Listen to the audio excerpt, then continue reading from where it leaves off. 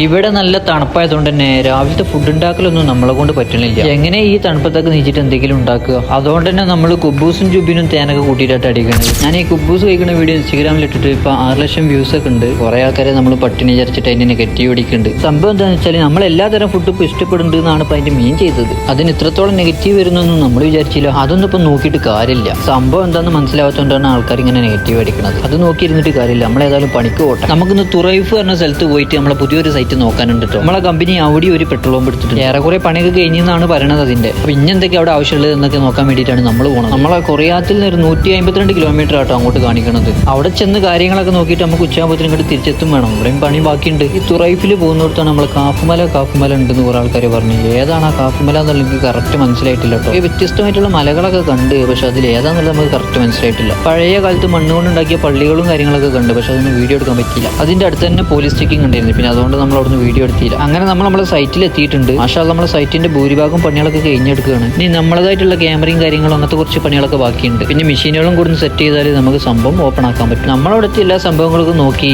നമ്മൾ ഈ നാട്ടിലുള്ള സമയത്ത് പെട്രോൾ പമ്പിൽ പോവുക, എണ്ണ അടിക്കുക, പൂര എന്നല്ലാതെ നമുക്ക് ഇതിനെ കുറിച്ചുള്ള സംഭവങ്ങളൊന്നും ഒരു ഐഡിയ ഉണ്ടായിട്ടില്ലല്ലോ. എങ്ങനെയാണ് ഇത് പ്രവർത്തിക്കുന്നത്, എങ്ങനെയാണ് ഇതിന്റെ ടാങ്ക് എന്നുള്ള കാര്യങ്ങളൊക്കെ എപ്പോഴാണ് നമ്മൾ അറിയണത് കേട്ടോ. അവിടെയുള്ള റൂംസും കാര്യങ്ങളൊക്കെ ഫുള്ള് പണിഞ്ഞ് കിടക്കുകയാണ് കേട്ടോ. അവിടെ 1-2 താമസക്കാരും ഉണ്ട്. ഞാനും തൻവീറും കൂടെ എല്ലാ കാര്യങ്ങളൊന്നും നിരീക്ഷിച്ചു. തൻവീറിന് ആവശ്യമുള്ള സാധനങ്ങളും എനിക്ക് ആവശ്യമുള്ള സാധനങ്ങളൊക്കെ നോക്കി വെച്ച് അവിടുത്തെ കാര്യങ്ങളൊക്കെ നോക്കി വെച്ചിട്ട് നമ്മൾ നേരെ ഇനി കൊറിയാത്തിലെ സൈറ്റിലേക്ക് തന്നെ മടങ്ങുകയാണ്. ഈ തുറൈഫ് നമ്മൾ കേട്ടിട്ടുണ്ടായിരുന്നു കുറെ. ഇപ്പോഴാണ് നമ്മൾ അങ്ങോട്ട് എത്തുന്നത്. സൗദി അറേബ്യയിൽ ഏത് സ്ഥലത്ത് പോയാലും അവിടുത്തെ ബലദിയ എന്തെങ്കിലുമൊക്കെ വ്യത്യസ്തമായിട്ടുള്ള സംഭവങ്ങളൊക്കെ അവിടെ ഉണ്ടാക്കി വെച്ചിട്ടുണ്ടാവും. അങ്ങനത്തെ കുറെ സംഭവങ്ങൾ ഇവിടെയും നമ്മൾ കണ്ടിട്ടോ. തുറൈഫിൽ എന്തോ ഡാമും കാര്യങ്ങളൊക്കെ ഉണ്ട് തോന്നുന്നുണ്ട്. അവിടെ ഒരു ബോർഡ് കണ്ടു നമ്മൾ. അത് കണ്ടില്ലേ, മരുഭൂമിന്റെ കുറച്ച് ഒത്ത നടുവിലായിട്ട് ഒരു നല്ലൊരു കൊട്ടാരം പോലെ ഒരു വീട്. വരുമ്പോ കണ്ടതാണ് ഒരു കോട്ട പോലെ ഒരു മലയാണ്. പക്ഷെ അതിന്റെ മുകളിൽ എന്തോ ഒരു സംഭവം ഉണ്ടാക്കി വെച്ചിട്ടുണ്ട് അവര്. ഇനി ഇതേറ്റാവോ ഈ കാഫുമല എന്ന് പറഞ്ഞത്? അറിയണവരുണ്ടെങ്കിൽ ഒന്ന് പറഞ്ഞിരിട്ടോ അത് എവിടെയാണെന്നുള്ളത്. ഏറെക്കുറെ നമ്മളെ കൊറിയാത്തിൽ തന്നെ തിരിച്ചെത്തി. നമ്മളെ പണികൾ കണ്ടമാനോടെ ബാക്കി കിടക്കുകയാണ്. നമുക്ക് വേഗം അതൊക്കെ തീർക്കാനുള്ള പരിപാടി നോക്കണം. അവിടുത്തെ ക്യാമറയും കാര്യങ്ങളൊക്കെ ഏകദേശം സെറ്റാക്കി. ഇനി വൈഫൈ സെറ്റ് ചെയ്യാനുള്ള പരിപാടിയിലാണ്. TP ലിങ്കിന്റെ ഈ ആക്സസ് പോയിന്റ് ആണ് നമ്മൾ കൂടുതൽ യൂസ് ചെയ്യല്. കുഴപ്പമില്ലാത്ത സാധനമാട്ടത്. അതും സെറ്റ് ചെയ്ത് നമുക്ക് ഇനി PI സ്വിച്ച് ഒക്കെ ഉള്ളിൽ വെക്കാനുണ്ട്. 8 പോർട്ടിന്റെ ഒരു PI സ്വിച്ച് കിട്ടിയാൽ മതിയായിരുന്നു നമുക്ക്. പക്ഷെ നമ്മളെടുത്ത് ഇല്ല. നമ്മളെടുത്തുള്ളത് 4-ന്റെ 2. ഫുഡിന്റെ സമയം പിന്നെ വേറെ എക്സ്ക്യൂസ് ഇല്ല. വേഗം പോയി ഫുഡ് കഴിച്ച് അത് കഴിഞ്ഞ് വന്ന് പിന്നെ ഓരോ